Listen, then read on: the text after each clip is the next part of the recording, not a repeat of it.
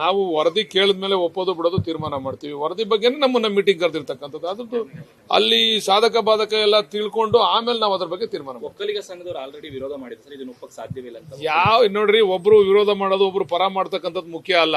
ಯಾವ್ಯಾವ ಜನಾಂಗ ಎಷ್ಟೆಷ್ಟಿದೆ ಈ ರಾಜ್ಯದಲ್ಲಿ ಅಂತ ತೀರ್ಮಾನ ಆಗೋದು ಮುಖ್ಯ. ಅದನ್ನ ಯಾವ್ದಕ್ಕೆ ವಿರೋಧ ಮಾಡಬೇಕು? ಸಂಪೂರ್ಣವಾಗಿ ಕೆಳ ಹಂತಕ್ಕೆ ಹೋಗಿ ಸಮೀಕ್ಷೆ ಮಾಡೋದಕ್ಕೆ ಸರ್ಕಾರವನ್ನು ಒತ್ತಾಯ ಮಾಡ್ತೀವಿ. ನಾವು ವರದಿ ಕೇಳಿದ ಮೇಲೆ ಒಪ್ಪೋದು ಬಿಡೋದು ತೀರ್ಮಾನ ಮಾಡ್ತೀವಿ. ವರದಿ ಬಗ್ಗೆ ನಮ್ಮನ್ನ ಮೀಟಿಂಗ್ ಕರೆದಿರ್ತಕ್ಕಂಥದ್ದು. ಅದ್ರದ್ದು ಅಲ್ಲಿ ಸಾಧಕ ಬಾಧಕ ಎಲ್ಲ ತಿಳ್ಕೊಂಡು ಆಮೇಲೆ ನಾವು ಅದ್ರ ಬಗ್ಗೆ ತೀರ್ಮಾನ ಮಾಡ್ತೀವಿ. ಒಕ್ಕಲಿಗ ಸಂಘದವರು ಆಲ್ರೆಡಿ ವಿರೋಧ ಮಾಡಿದ್ರು ಸರ್, ಇದನ್ನ ಒಪ್ಪಕ್ಕೆ ಸಾಧ್ಯವಿಲ್ಲ ಅಂತ. ನೋಡ್ರಿ, ಒಬ್ರು ವಿರೋಧ ಮಾಡೋದು ಒಬ್ರು ಪರ ಮಾಡ್ತಕ್ಕಂಥದ್ದು ಮುಖ್ಯ ಅಲ್ಲ. ಯಾವ್ಯಾವ ಜನಾಂಗ ಎಷ್ಟೆಷ್ಟಿದೆ ಈ ರಾಜ್ಯದಲ್ಲಿ ಅಂತ ತೀರ್ಮಾನ ಆಗೋದು ಮುಖ್ಯ.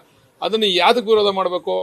ಸಂಪೂರ್ಣವಾಗಿ ಕೆಳ ಹಂತಕ್ಕೆ ಹೋಗಿ ಸಮೀಕ್ಷೆ ಮಾಡೋದಕ್ಕೆ ಸರ್ಕಾರವನ್ನು ಒತ್ತಾಯ ಮಾಡ್ತೀವಿ. ನಾವು ವರದಿ ಕೇಳಿದ ಮೇಲೆ ಒಪ್ಪೋದು ಬಿಡೋದು ತೀರ್ಮಾನ ಮಾಡ್ತೀವಿ. ವರದಿ ಬಗ್ಗೆ ನಮ್ಮನ್ನ ಮೀಟಿಂಗ್ ಕರೆದಿರ್ತಕ್ಕಂಥದ್ದು. ಅದ್ರದ್ದು ಅಲ್ಲಿ ಸಾಧಕ ಬಾಧಕ ಎಲ್ಲ ತಿಳ್ಕೊಂಡು ಆಮೇಲೆ ನಾವು ಅದ್ರ ಬಗ್ಗೆ ತೀರ್ಮಾನ ಮಾಡ್ತೀವಿ. ಒಕ್ಕಲಿಗ ಸಂಘದವರು ಆಲ್ರೆಡಿ ವಿರೋಧ ಮಾಡಿದ್ರು ಸರ್, ಇದನ್ನ ಒಪ್ಪಕ್ಕೆ ಸಾಧ್ಯವಿಲ್ಲ ಅಂತ. ನೋಡ್ರಿ, ಒಬ್ರು ವಿರೋಧ ಮಾಡೋದು ಒಬ್ರು ಪರ ಮಾಡ್ತಕ್ಕಂಥದ್ದು ಮುಖ್ಯ ಅಲ್ಲ.